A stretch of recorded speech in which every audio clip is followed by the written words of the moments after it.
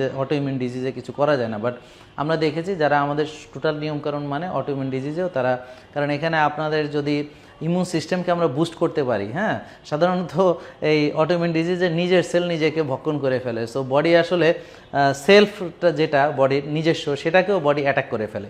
তো আমরা এই অটোইমিউন ডিজিজ নিয়ে আমাদের অন্য আলোচনা আছে প্রিয় দর্শক। তা আপনারা মনে রাখেন যে রিউমেটয়েড আর্থ্রাইটিসে আসলে এটা এক ধরনের অটোইমিউন ডিজিজের কারণে এই সমস্যাটা হয়।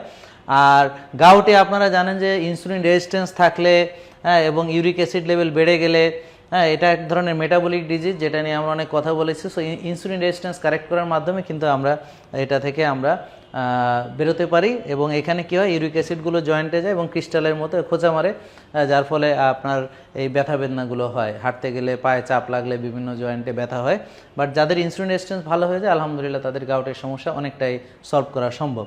আর আমাদের আজকে মূল আলোচনার বিষয় হচ্ছে এই অস্টিও আর্থ্রাইটিস। তো বেশিরভাগ ক্ষেত্রে দেখা